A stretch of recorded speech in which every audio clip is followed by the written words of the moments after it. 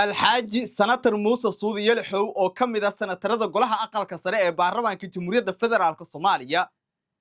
ayaa hadda waxa uu si toos ah u kala dhaxgalaya mucaaradka iyo sidoo kale dawladda waxa uu yiri waa nagu ceeb in xubnaha beesha caalamka ay na dhexdhexaadiyaan annaga oo Soomaali ah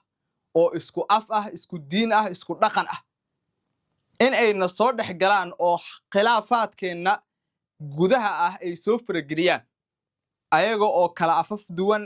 kala dhaqan duwan waliba kala midab ah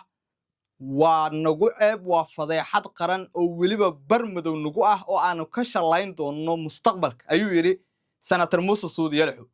si cad buu fariintan ugu diray madaxweyne Xasan Sheekh Maxamuud xasan muxuu kala kulmay oo kula wadaagayaa ma laga yaabaa mana la joogaa waqtigii senator Muuse uu ka bixi lahaa safka madaxweyne Xasan Sheekh Maxamuud toosna uu ugu biiri lahaa xisbiga himila qaran ee uu hogaamiyo madaxweynihii toddobaad ee Soomaaliya Shariif Sheekh Axmed dhanka kale Shariif waraysi ayuu bixiyay oo uu kaga hadlay arrimo dhowr ah afka ayuu furtay dhanka kalena waxa uu sheegay dagaalkii Mirenaayo ee lagu soo qaaday isaga in kaliya aysan u dagaalamayn staafkiisii iyo ilaaladiisii qaaska ahaa laakiinse waxa uu sheegay inuu helay ciidamo kale halkee ayuu ka helay xog banaanka dabcan aan oolin ayuu soo dhigay oo huursanayd waan kula wadaagayaa waan ka shifi doonaa barnaamijkan ayaan saaxiibayaalidi kugu soo gudbin doonaa geesta kale Shariif Sheekh Axmed waxa wax laga weydiiyay sababtii uu u taageeray doorashadii lafta gareen uu ku qabsaday magaalada Baydhabo taasi oo saacado waliba muddo 2 saac ku siman waxa dhanba lagu soo gabagabeeyay xildhibaanadii lagu soo xulay gudoonkii lagu doortay hadal jeedin ay ku sameeyeen madaxweynayaashii la doortay intuba waan soo qaadan doonaa waxaan dhanka kale idila wadaagaynaa Shariif oo banaanka keenay waxa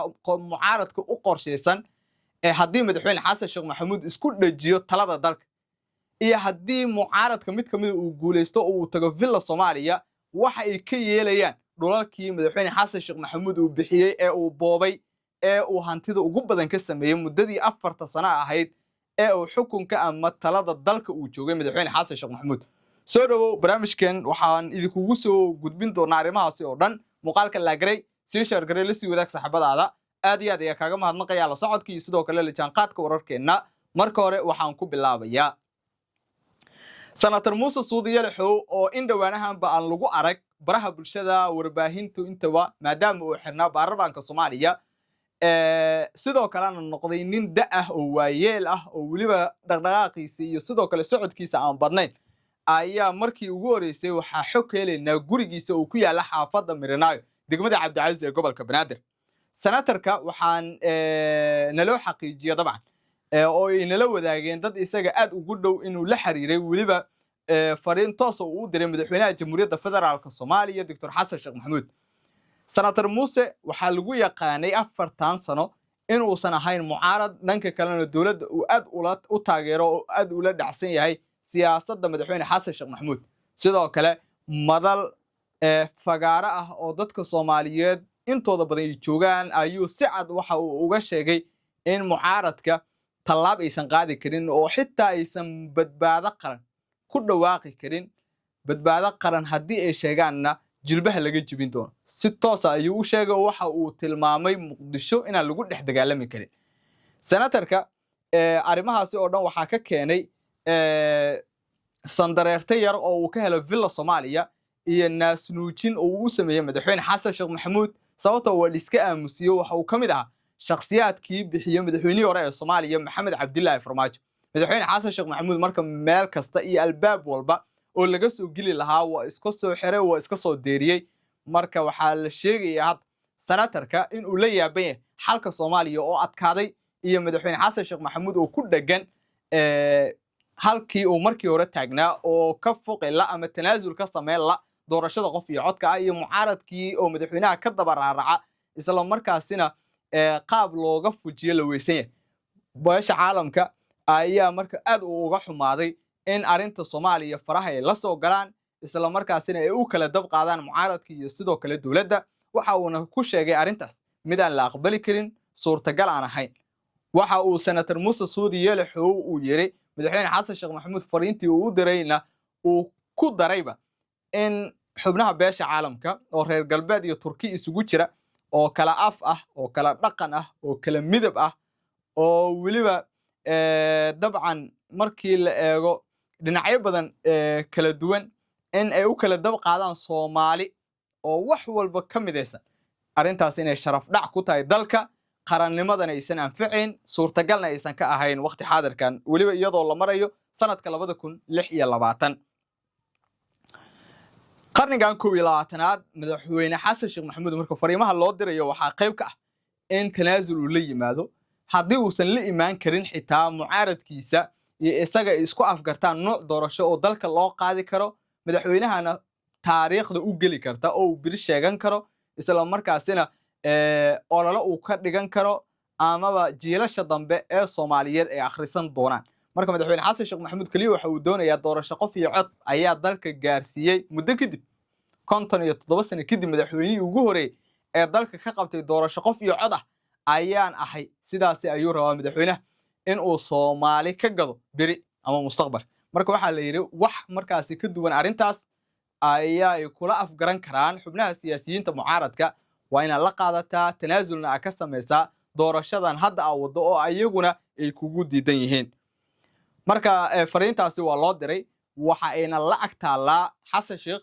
oo villa Soomaaliya xafiiskiisa ayaa hadda loogu geeyay waa sugi doonaa waxa ka yimaada wararkeena dambe ayaana idinku soo gudbi doona laakiin wararka qaar waxa ay sheegayaan haddii senator fariinta looga soo jawaabi waayo ama lagu soo celiyo laga soo diiday intuba in ay u go'aansan tahay inuu mucaaradka ku saf noqdo Shariif Sheekh Axmed iyo tiimkiisa uu ku biiro oo himilo qaran uu isku dhiibo JSB dambana aan afkiisa laga maqlin sida ayaa u aragtaa marka daawade nala wadaag aragtidaada iyo waxa ay kula tahay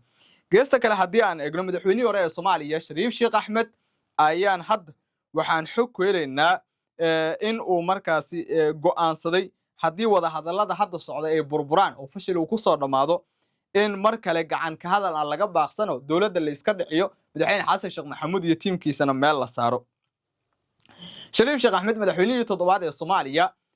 waraysi gaar ah ayuu siiyay TV-ga Universal oo kamid ah warbaahinada maxalliga ah ee Muqdisho ku yaala waliba kuwooda ugu faaca weyn Shariifka qaranka waraysigan gaarka ah waxa uu kaga hadlay arrimo dhowr ah oo xasaasi ah oo ku aadan xaaladda siyaasadeed ee dalka gaar ahaan khilaafka wali kala dhaxeeya dawladda uu hogaamiyo madaxweyne xasan sheekh maxamuud Sheekh Shariif Sheekh Axmed oo wax laga weydiiyay dagaalkii dhawaan ka dhacay Muqdisho ayaa bixiyay xog cusub isagoo u shaaciyay in dhinacyo kale ay ku gacan siiyeen dagaalka ay la galeen ciidamada dawladda oo si gaar ah uga dhacay xaafado ka tirsan degmooyinka Cabdicaziis iyo Howlwadaag oo gobolka Banaadir ah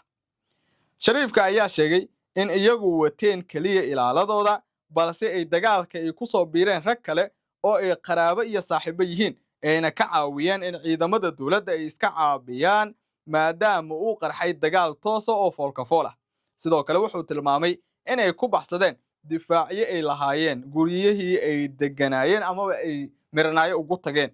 kuwaasi oo uu tilmaamay in markii horeba loo sameeyay in lagu baxsado haddii uu culays yimaado sida uu hadalka u dhigay manaca caratuuriyo iyo waxa la sameystay meelo dhufaysay ama gabaad noqon kara dagaalka intii uu san bilaaban ka hor ayayna lahaayeen guriyihii ay degeenba oo waa laga sii taxadaray hore ayaa looga sii shaqeeyay arrintaas Shariifka qaranka dhanka kale waxa wax laga weydiiyay arrinta la xiriirta doolarka uu bixiyay madaxweyne xasan sheekh maxamuud oo waxa la yiri haddii madaxweynaha noqoto ama saaxiibada mid kamid ah madaxweyne uu noqdo talo ma soo celin doontaa doolarkaas maadaama hadda aad diidantiin qaabka lagu bixiyay dhanka kalena aad teegaysantiin dadkii doolarkaas laga barakicay oo xaqooda ay u doodeysaan waxa uu yiri ha waan soo dhicinaynaa waliba dib u eegis ayaan ku sameynaynaa priority ama mudnaan ay arrintaasi noo leedahay oo hal dhul oo uu bixiyay madaxweyne xasan sheekh maxamuud ma cafin doona buu yiri qofkii degana ayaan dib ugu soo celin doonaa qofkii hadda iibsadayna lacagtaasi waa ka qasaari doontaa sida ayaa u aragtaa marka daawade nala wadaag aragtida muuqaalka la galay sii share garay la sii wadaag saaxiibadaada aad iyo aad ayaa kaaga mahadnaqaya la socodka iyo sidoo kale la jaanqaadka wararkeena markaana ila daawo muuqaalkan wuxuu abaabulay weeraro iyo qaraxyo xasuuq weyn sababay oo intooda badan ka dhacay magaalada Muqdisho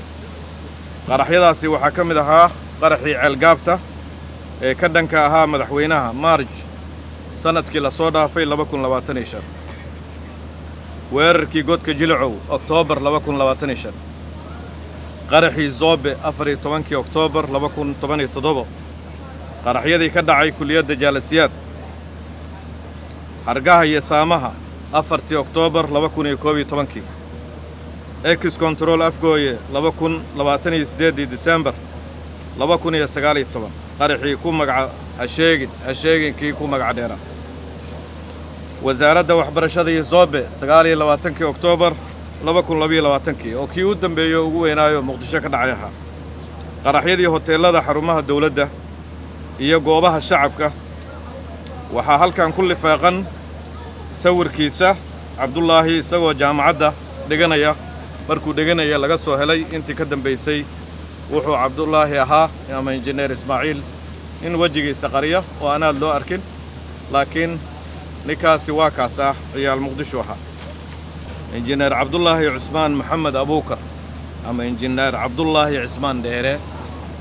ninkal oo loo yaqaanay kooxda gudaheeda injineer Ismaaciil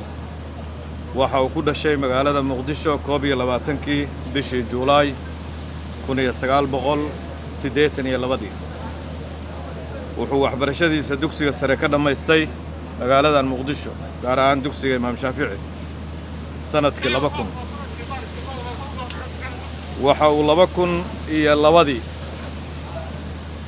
waxbarasho u aaday dalka Suudaan waxa uu dhigayay jaamacadda Red Sea la yiraahdo ama jaamacadda al-Bahr al-Ahmar kulliyadeeda engineering wuxuuna sanadkii 2007 aakhirkeedii 8 bilowgeedii ka soo qalin jabiyay jaamacaddaas asagoo soo bartay culuumta electrical engineering wixii intaas ka dambeeyay wuxuu ku soo biiray kooxda khawaarijta 2008 isla markii uu soo laabtayba wuxuuna bilaabay bilowgii horeba ka mid ahaa howlwadeennada ugu firfircoon warbaahinta al-shabaab intii u dhaxaysay sanadihii 2012 ilaa bilowgii 2025 sanadkii hadda dhamaaday wuxuu madax ka ahaa xafiisyada warbaahinta farsamada hubka iyo qaraxyada ee kooxda khawaarijta al-shabaab ugu dambeyn sanadkan waxaa madax looga dhigay oo lagu daray mas'uuliyad kale oo ka weyntii tii uu horay u hayay waxaana laga dhigay maktabka guud ee amniyaadka isagoo weli maamulayay maktabka xafiiska sancada walxaha qarxa iyo hubka wuxuu ahaa gacanta midig ee amiirka kooxda khawaarijta al-shabaab Axmed Diiriye ama Abu Cubayda wuxuuna loo diyaarinayay inuu noqdo ninka bedeli doona Axmed Diiriye dowrka istiraatiijiga ah ee ninkani uu ku fadhiyay wuxuu ahaa maskaxdii isku xiraysay qorshaynta farsamaynta iyo hirgelinta qaraxyada wuxuu ahaa hagaha warbaahinta xagjirnimada iyo fariimaha cabsigelinta ninka gudbiya ninka labaad haddaan sheegno waxaa la dhihi jiray Cabdikariim Maxamed Xirsi Qoorleex wuxuu ka tirsanaa qaybta al-shabaab u qaabilsan howlgallada argagixisada ee dibadda ninkan wuxuu ahaa mainly inta badan gudaha ayuu ahaa laakiin Cabdikariim Qoorleex wuxuu isagu kaas cagsigiisu ahaa dhanka dibadda ayuu qaabilsanaa wuxuu howlgallo argagixiso ka fulin jiray dalalka dariska wuxuuna sidoo kale ka mid ahaa horjoogayaashii mas'uulka ka ahaa deegaanada Jubbooyinka saamayntiisa istiraatiijiga ah ninkan marka la fiiriyo howlgalkan al-shabaab waxaa laga jaray marka loo fiiriyo waayitaanka ay waayeen ninkan lafdhabarkii qaraxyada amniga iyo howlgallada dibadda waxaa ku dhacay jahwareer hogaamineed muddadii la dilay wixii ka dambeeyay waxaa hoos u dhac ku yimid tayada iyo isku xirka weerarada waaweyn sidoo kale kooxdu waxay si ula kaca ay qiran laadahay dilka labadan hogaamiye kooxeed ee ka tirsanaa maleeshiyaadkooda oo muddo 3 toddobaad ah dhinsanaa way qiran laayihiin sababtoy tahay waxay ku lahayd saameyn weyn ayay ku leedahay jiritaankooda al-shabaab jiritaankooda laftooda sababtoy tahay maskaxyadii qaraxyada gudaha iyo kuwii dibadda labadiiba halkaasay ku waayeen waxaan rabnaa halkaan inaan uga mahad celin hay-adda nabad sugidda iyo sirdoonka qaranka oo runtii howlgalkan u ahayd maskaxdii ka dambaysay helitaanka macluumaadka xogta isla markaasna dowladda Mareykanka oo aan uga mahad celinayno inay gacantii fulisay diyaaradaheeda mashruuca argagixisada dirirka la yiraahdo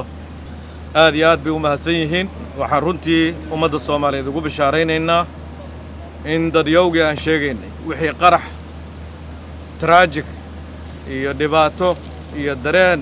iyo cabsi iyo walwal iyo dadka qaarkiis ilaa hadda ay la jiifaan dhaawacyadii ka soo gaaray qaarkoodna jirarkooda ay ku muuqato in ninkii ka dambeeyay oo injineer Ismaaciil ahaa looga aarguday ummadda Soomaaliyeed dhibaatadii uu u geystay wixii qarax ahaa maantana injineer Ismaaciil ama Cabdullaahi Cusmaan hawada laga saaray